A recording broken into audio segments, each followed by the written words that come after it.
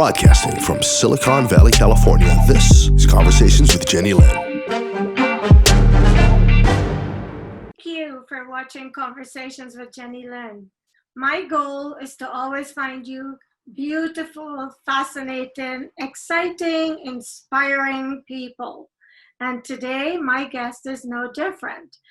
His name is Paul Rogers. He is British living in Canada. He's a transformation expert, a coach, instructor, dynamic speaker, best-selling author, business advisor. I'm going to stop, but that doesn't mean that stops describing his accomplishments. But I will welcome him to the show now, and he can share the rest of what we need to know with us. Paul, welcome. Thank you very much. I think I need you in my life walking 10 paces in front of me, just introducing me to people, because that was wonderful. Well, thank you. I'm happy you're pleased with it. I'm just boasting about your accomplishments. How's that? To be honest, I'm not gonna say no. Good. So, Paul, I stumbled on your profile on LinkedIn, and I thought, this is someone I'd like to have on my show. And I'm going to confess that I haven't done a lot of digging into your bio or your background, because it's my habit to get to know my guests and discover them simultaneously with my viewers, because then I feel like I ask all the pertinent questions and we learn about you together. Because Sounds if I know fantastic. too much ahead of time, I neglect to ask questions that people may have. So tell us about Paul. Yeah. Well before these beautiful locks, which are real, they don't come off with the band. I started off life in 1999 as a commercial lawyer in England. And I was a commercial lawyer for 10 years. And I then realized that I was stuck. I got to the point where, oh, you're successful. But success was just financial, and every other area of my life, it was just bankrupt. So at that point, I started listening to my heart, which sounds very sort of woo-woo, but actually it saved me over and over again. And what I did is I had a hobby. My hobby was kite surfing. So I quit the law, quit my my practice where I was a partner, and I took up kite surfing and became a kite surfing instructor. And that was at the age of 35. So how old were you when you were a practicing lawyer and partner in a law firm? I got kind of made partner really young. So obviously I was doing something right. And so I must have, let's work backwards. Yeah, it must have been 23, 24 when I started the law. And I did it then for 10 or so years. And yeah, I was a commercial lawyer. So actually one of the worst of the ones, because it was all macho culture. I can crush walnuts on my biceps. And I just found that, to be honest, I really wasn't a very nice person. And I figured it was time to get back to actually what I wanted to do. And so I trust that you are a nice person now, because that's important. It is important. And I often joke with my wife saying, if you had met me back then, you'd have walked straight past me. So yeah, I mean, doing kite surfing was wonderful because it's all about people. And I got to travel. I got to run an international kite surfing operation. So I was in the Caribbean for 6 months a year. So I was in the Cayman Islands, which was terrible, as you can imagine. And then in England, working. Yeah, I know. It's just, oh my goodness. So, you know, it's the smallest violin in the world. So then I stayed over in the Caribbean and I had a manager run my English school. That was all going really, really well until you always need a villain in the film. You always need a villain.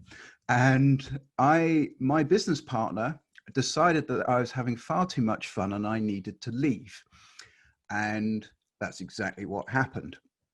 So I had to leave the Cayman Islands, and this was at Christmas time, and we flew back to Canada, and I can vouch there is no room at the inn around Christmas time. I had to actually, we lived in one of our relatives' garden house at the bottom of their garden because we didn't have anywhere else to live. Well, it's appropriate. Christmas. You were in a stable. You know what? And I was looking for those three wise men. They never came. They didn't come. I'm so sorry. No, no, it's fine. I did watch for them, and I was keeping an eye on the stars, but unfortunately, it wasn't my time. So they obviously went to somewhere else. That's fine. So after that, what happens? Well, we needed to get a job, and I was just a tourist. I was on a tourist visa, so I couldn't work until I got my residency. I am now a full-blooded Canadian. So congratulations. Well, yeah, thank you. I have to pledge allegiance to the Queen. And I sort of said, well, I've sung God Save the Queen at so many sports events. Does that count? And apparently it doesn't count. So I have to pledge allegiance to the Queen. But you were born in the Queen's land. You've been praising her since you were a child. Well, I kind of thought that you were absolutely right, that when you were born, you were sort of, that was a tick on the list. Yeah. But obviously not. So that's fine. Lizzie and I know each other well. So that so then we had to go and get a job. And the only jobs which were paying were the jobs teaching on a Indian reserve, the Cree Reserve, way up north in North Quebec. So we went and lived on an American Indian reserve for 5 years. And that is really an experience because the whole village revolves around hunting. So it's a goose or moose. So we were up there, and it's very cold. I mean, -40 the entire January. Wow. So just to put the trash out, you have to dress up like an astronaut. So it's kind of, it's cold. And also it's wild because there's 100-mile of bush in every direction. And I remember the first year on the intercom system, they said, okay, children, go home. Don't play in the village. We've got a wolf pack in the village. Yeah, I know. And they come and they eat the stray dogs. And these things are huge. And so, yeah, that's kind of what a city boy doesn't really understand. So did you ever regret giving up your law practice? No. Okay. No, because and I'm very firm on that, because that was me thinking with my head. I followed what everyone does. I go to school, go to university, get a good job, do well at that job. But then the story just seems to peter out. There's not a happily ever after. And it's like, well, I kind of need Disney to write me the next script. Yeah, I mean, I had to tell my dad. I said, and so I prepared for this conversation. I said, Dad, I'm going to quit the law. So, okay, what are you going to do? And I said, I'm going to be a kite surfing instructor. And he's like, well, son, you're an arse, and now you're just about to become a bum. So I wish I was in that room to see your father's face. Yeah, I mean, to be honest, I love him to bits. And he actually took it very, very well, because like most parents, he said, listen, I just want you to be happy. And that's what we all want. We all want to be happy. Mm-hmm. And anything which doesn't make you happy, you have that choice. You can, it doesn't matter how difficult, you have a choice to do something different. So that was my choice. Mm-hmm. If that wasn't enough moving around, then I had two personal traumas to deal with. in 2014, I got diagnosed with skin cancer. And so that was as bad as you can possibly think when you hear the C word. And so I was a tourist still in Canada, so I had to go back to the UK. And it was a melanoma, and I can't just have a normal one. Mine was with all the bells and whistles. And it decided then to go to my lymph nodes. It spread, which is kind of like getting in the telephone exchange for your body. Wow. And my route to get rid of it was surgery. So they chopped bits out, and effectively, to cut a long story short, they got rid of it. So as of now, I'm just finding some wood to touch. Oh, there we go. I'm clear 5 years, which is just wonderful. But that was just the warm-up act for the main show. In 2018, I was with my family driving in North Quebec, so lots of snow. And I had my wife, my 2-year-old son, and my beautiful husky Malamute. And we were driving back from daycare, and we crossed a railway crossing, and a train hit the car. What? Yep. It plowed into the car. It destroyed the car and us. And my wife and I were then to wake up 10 days later. I didn't know who I was for months and months and months. And when I did wake up, I woke up to a broken neck, a broken back, and a smashed skull. And I don't tell this story for sympathy, because sympathy is kind of like the worst emotion you could possibly give me. I tell it to inspire other people and to give people hope, because there's some really beautiful things which actually happened. One of the very beautiful things was my wife woke up a day before me, and she asked to come and speak to me at the bedside. And so they brought her down in her wheelchair, and she can't remember this. And she talked to me most of the night, got taken back to her bed. My parents got the call to come over from England because they were going to turn my life support off. Wow. And oh yeah, no. And what so your child? Well, he wasn't injured. Praise God. And you know why he wasn't injured? My husky Malamute on the impact jumped over the back seat to land on top of him and my wife, and it saved them both from being killed. He gave his life to make sure that they kept theirs. Well, he died. He died. He got, from the firefighters said, they just found his big body on top of them.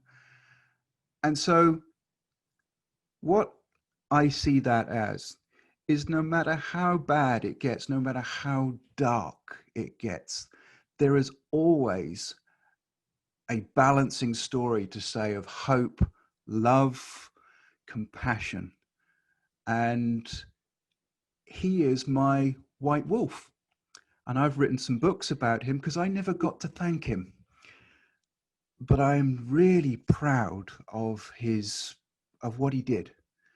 So I've written some books called The White Wolf Way, which I have effectively, as a picture of him in the book, so I have effectively made him live forever.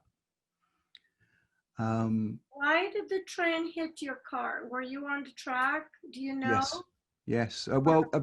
It's apparent, because thankfully, I have no recollection of the incident, but there was a 30-foot snowbank because they've been piling the snow up all the way through the winter. And there was a small corridor to drive through. And if I'd have stopped, looked down, that split second would have passed and there wouldn't have been an accident. So it was that split second. He couldn't see me. I couldn't see him. Boom. My God. You know, you are a very fortunate person and clearly have a purpose on this planet. I think it's important that you find it if you haven't, because you've had some close calls. And still here sharing this with me. Yeah, and when I woke up, I had my purpose. And my purpose, despite my injuries and everything, even though, was to help other people. And I have pursued it every single day. And I will continue to pursue it for the rest of my time here, to help people in any way I can, whether it be they look at my story and they are inspired, whether I talk to wonderful people like you so other people Thank you. can hear, because I think you do a fantastic job. Well, thank you. I'm a fan. I'm a fan. So let me confess. Let me confess. Thank you, you know, because I do these shows and some people, because I make no money doing it, think I'm wasting my time. But I don't listen to people. I listen to God in my heart. But let me ask you, I don't want to like take us all over the place, but a million questions are popping into my head. While you were unconscious, did you see the light that people say they see? Did you see God? What did you see? Tell us. And to be honest, it's a question I have dealt with. This is really very strange, because people talk about a light. There is a light, but I didn't want to go back into the light, because the darkness represented peace, it represented quietness, and that was contentment. The light represented searing pain, and that, of course, is reality. And I had, now I know, some spirits who actually helped guide me back to the light, because they basically have explained that I had a purpose still to fulfill. And that's why they took me back. They basically said, no, your time is not done. You have effectively work to do.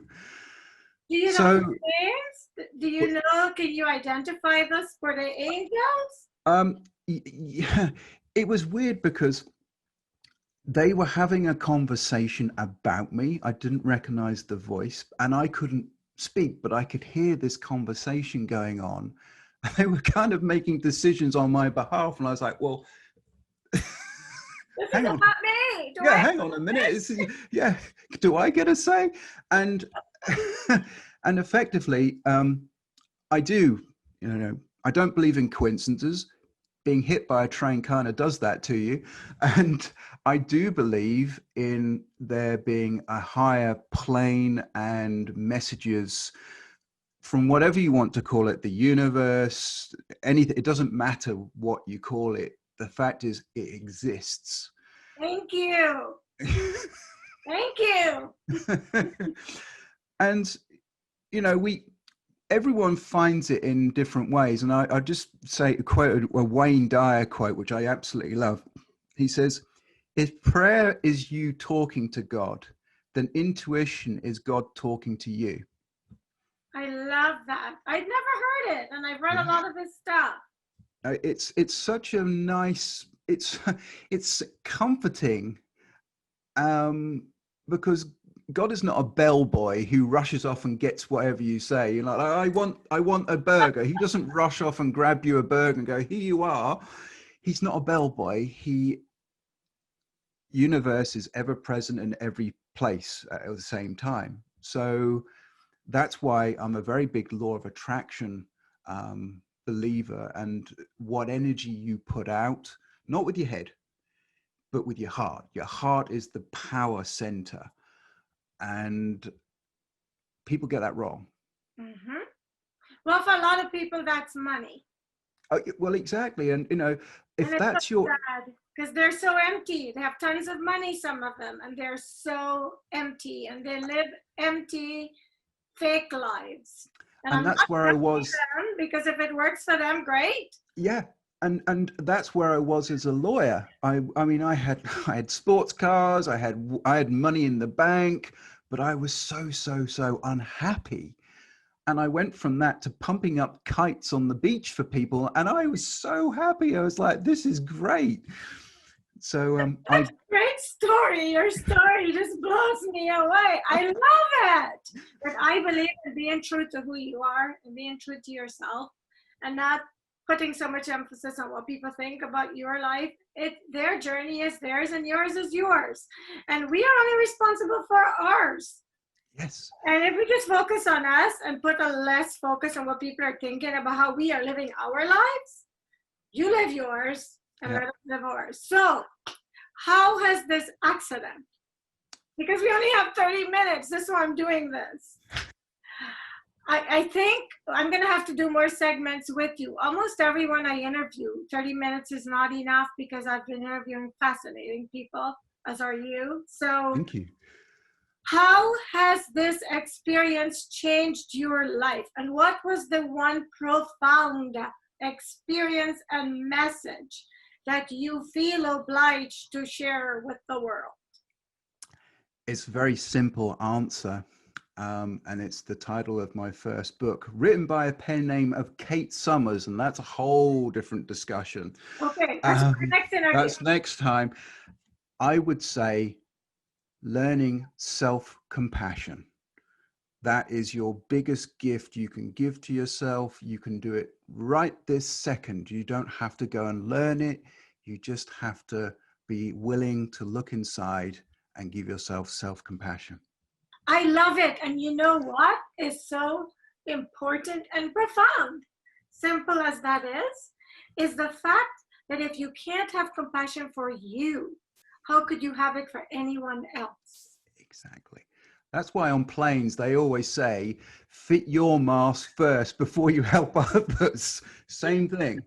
Yes, it's not just there's so many simple things in life that they're so simple that they're oblivious to us. But they hide in plain sight. That's the thing. So if we would just stop and acknowledge them and believe them and practice them, we will live our lives would be so much happier and more fulfilling. So, my God, you've been through so much. Yeah, I'm quite a difficult person to get rid of. Well, I think that while you were unconscious, it was a total of how many days? 10 days. And so your family had gotten to the juncture of, should we turn this machine off? What stopped them turning it off? Well, my wife came and spoke to me, and then the next day as my parents arrived, the ICU workers ran to them at the door and hugged them. And they said, forget everything we said. We didn't do anything, but he's awake. And so we don't know why or how, so we're going to call this a miracle. And when the ICU... I have to ask you this. When you woke up, you said for a while you didn't know who you were. How much of your memory have you lost? And how much of it has been restored?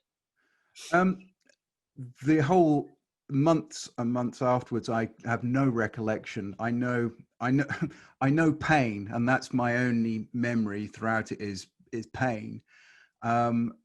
I'd say pretty much for the year 2018 and into 2019, I really had very little understanding, and that's not come back.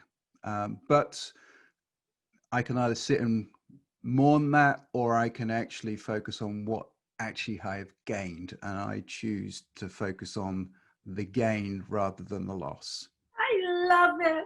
Thank you. I just love it. I love to have conversations with people like you. Oh, bless you. The glass is always half full. Exactly. So you lost your memory. You were out. They were about to turn the machine off. Can you recall what happened with you? Not the outside, your wife and your parents coming. Do you recall what happened in the moment that you think made you wake up? From your unconscious state? I think it was the whole being helped back to the reality, but being given a feeling that I had unfinished business, that I couldn't, it's like there was an itch you needed to scratch. And until you actually do it, then you don't feel the relief. And that was what inside that feeling, I think, which I held on to and had a reason to come back. I had the reason, and my wife, my 2-year-old, unconsciously, that was what happened. I had a deeper reason than I can remember consciously. So did your child escape unscathed? No scratches, nothing? Or He had a little scratch where the dog's claw clipped him, so he looked like Harry Potter. He was like the child who lived. this is such a fascinating story. And your wife, does she have any physical manifestations as a result of this, or? Yeah, no, she doesn't have PTSD. I have PTSD. Oh. Go figure. Go figure. We have what? Yeah, it's like pull yourself together, man. You know. So I'm now acutely aware of mental health because actually I'm in it. And she and I have something called a TBI, which is a traumatic brain injury. So we had to relearn our relationship with each other because our life, and as far as we can remember, had ended. And it's really very strange feeling to be in mourning for yourself for dying and then trying to live a new life. It's a very strange It's a concept. unique experience. I hope I never have it. No, I mean, to be honest, it's not something I would suggest.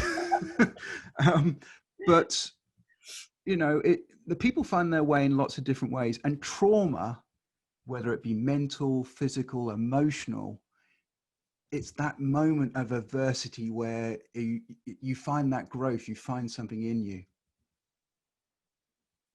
We're almost out of time. And I was just checking it because I want to make sure that, what haven't I asked you that you want to make sure people hear in this segment? Because we'll do more. Yeah, I mean, you have to teach people and encourage them. I've got something which I'm working on at the moment, actually, which is half finished, and it came to me last week. I want people to discover their voice and story, and then they need to communicate it with the world. So I've started a public speaking course for people to find their true voice and give that to the world, because everyone has a story. It's just that some people don't tell it, and I want people to be able to feel the confidence and the beauty of being able to help others, because you heal yourself. And so that's what I'm working on at the moment, and it's called Find Your Voice. So when you had your accident and you broke your neck, have you fully recovered from all of the physical injuries and all you have is PTSD? I have pain every day, and today's no exception, in my head. I mean, I had a 7-hour brain operation to get rid of all the bones that had basically exploded into the brain. And for those viewers particularly aware, you'll see this side of my face doesn't move because that's nerve 7. I know far too much medical stuff now. That's doctor now. Yeah, I'm pretty good at it now. But that has not gone away.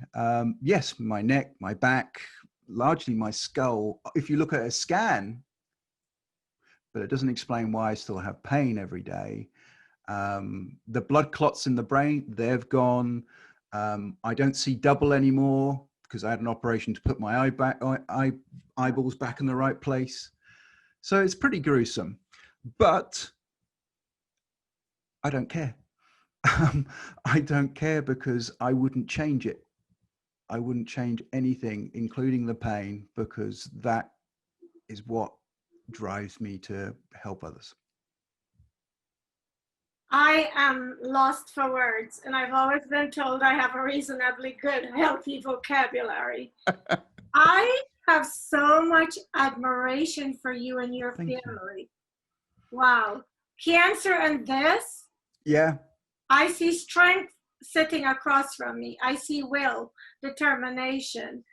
You know, when you listen to someone like you think, what could you possibly complain about?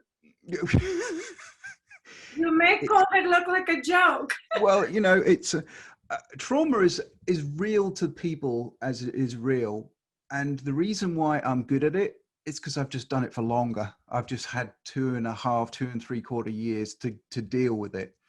And that's why I can help people, is because I'm not a PhD, but I am a PhD in me, and that's what I can give other people. As we run out of time, I want to state on this show, anybody who's watched this show and is fascinated with you as I am, that I'm announcing there will be a follow-up interview as long as you are willing. Oh, hell yes. Because I am doing this show to help people. And it's people who can help people. And when you have experienced something like you and sit there and say, I wouldn't change anything, you have a lot to share with us. And a lot to help and encourage other people. Absolutely. So before I wrap the show up, I must ask you if the dreadlocks came from living in the Grand Cayman. They kind of were, they were certainly kite surfing. You wouldn't get many clients in commercial if you had these fellas. I will send you a picture of what I used to look like with a buzz cut. And yeah, so they've just stayed with me. They're kind of me now. I want to do another segment where we can talk about you and your wife, what it's like to be married to someone who feels like a stranger, how you've rebuilt your marriage. You have so much to share to encourage others. And I'm excited that you're willing to do it. And so Absolutely. We'll be in touch and we'll synchronize our schedules to do another segment. Perfect. Thank you so much. No, thank you. Thank you. You're doing such a fantastic job. So, well, thank you. Coming from you, I'm going to put that in a jar and mount it on my mantle. Thank you very much. Have a good day. Stay safe and keep smiling through the pain. Indeed. And thank you for watching Conversations with Jennylyn. If none of my shows have inspired you, I know this one will. And so I thank you for watching Conversations with Jennylyn. When a conversation is all you need to be inspired. And this was a serious one, but he is such an amazing human. He made it fun. And I will see you next time.